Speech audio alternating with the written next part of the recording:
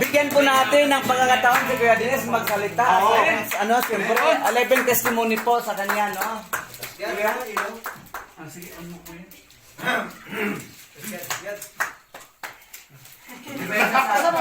Hindi ba yung sasabog, Kuya? Saan kasama?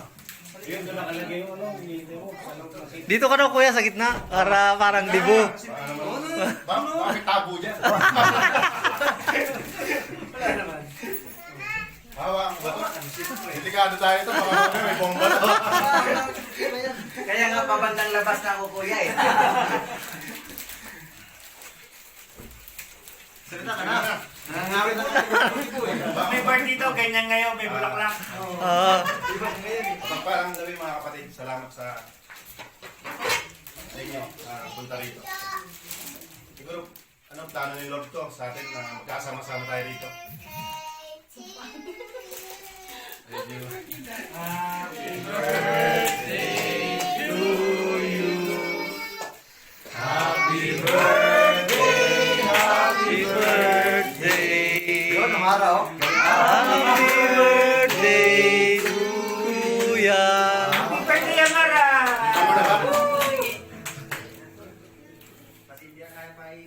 Thank you, Lord. Mayroon pa pala. Mayroon pa pala.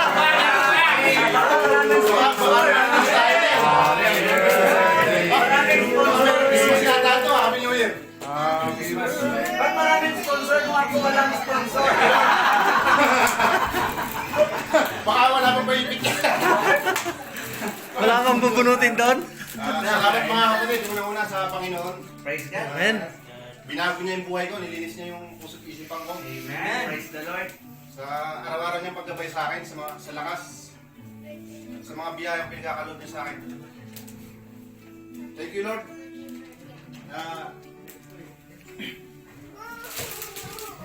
Binago mo yung buhay ko, Lord. Amen. Praise God.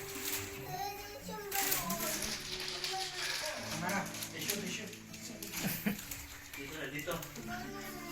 Salamat, Lord. Hindi dahil sa iyo. Baka ano na ako ngayon. Baka wala ako rito.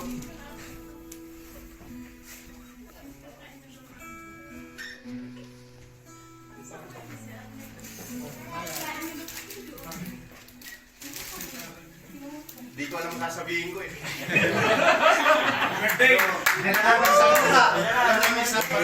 Bakit ganun pagka nandito ako, wala akong masabi. Pero bakit pag nagdadrive ako, nagme-memorize ako nung sasabihin ko kung ano. Dito na ako, wala na talaga ako.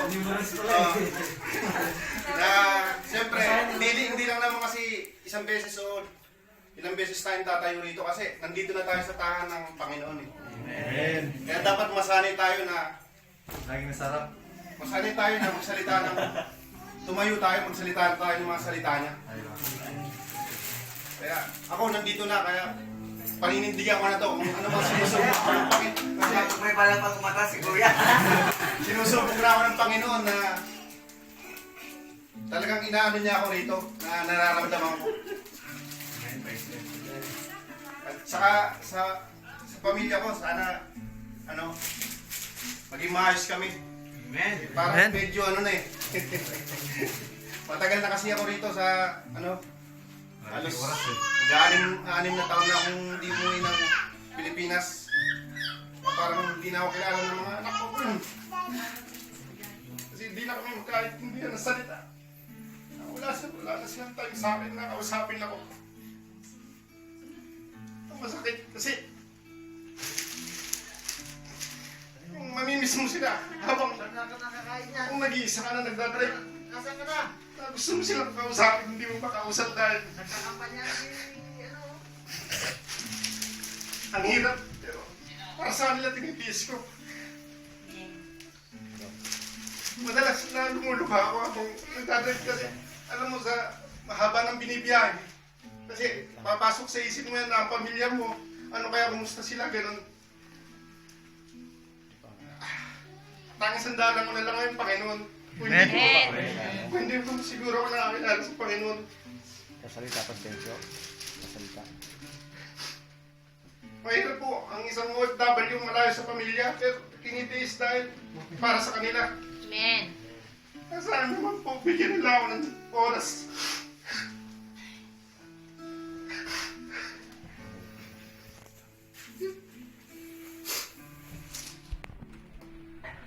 Malakas lang po ang loob ko talaga na kaya kong tiisin ang lahat para sa kanila. Pero bakit gano'n? Hindi ko lang, siyempre lalaki tayo.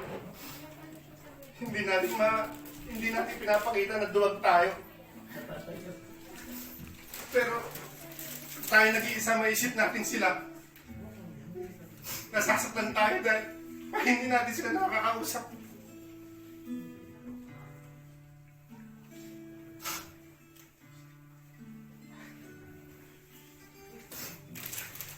Maraming salamat, Panginoon. Pinagong mo yung buhay ko. Amen. Amen.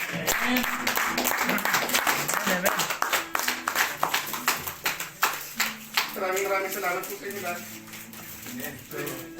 Praise God. Ano? Napakaganda po yung mensahe na ipinaabot sa bawat isa. Na sabi niya, talagang, minsan talaga susubukin at susubukin tayo eh. Kaya nga mga kapatid, sa kabila ng kung ano man yung pinagdadaanan natin, eh, hindi po tayo makalimot tumawag sa Panginoon. No? At kung ano man, nabibigo tayo, nadadapa tayo, nagkamali, nagkasala tayo, wala pong, ang Lord po ay kailanman ay bukas po ang kanyang kamay. No? Amen. Bukas po ang kanyang kamay, nakikinig siya sa iyo, alam niya kung anong hinanain mo, anong nararamdaman mo. Kaya hindi po, ang lagi nga, pag sa Panginoon ka, laging may pag-asa eh.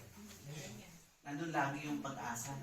Na nakikita mo, kung wala kang Diyos, na kinikilala, parang it seems like, wala. Parang tapos na. Parang inisip mo, ano ba itong buhay ko? Magulo, wala.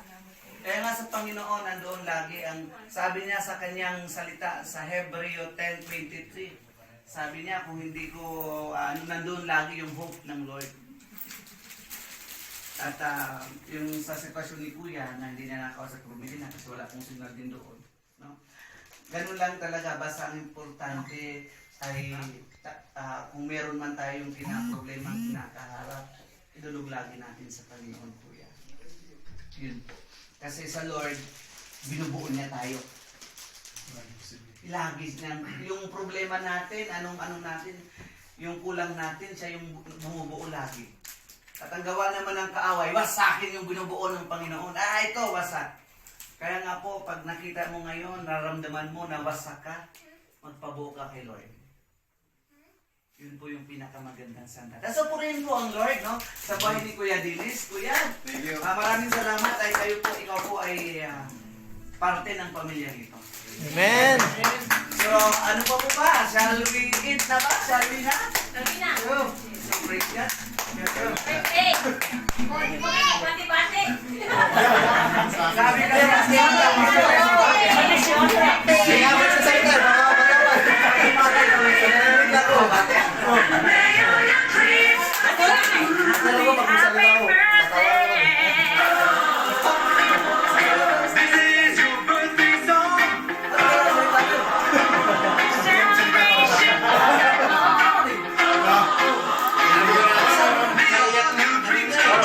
Baka lalong iyak eh.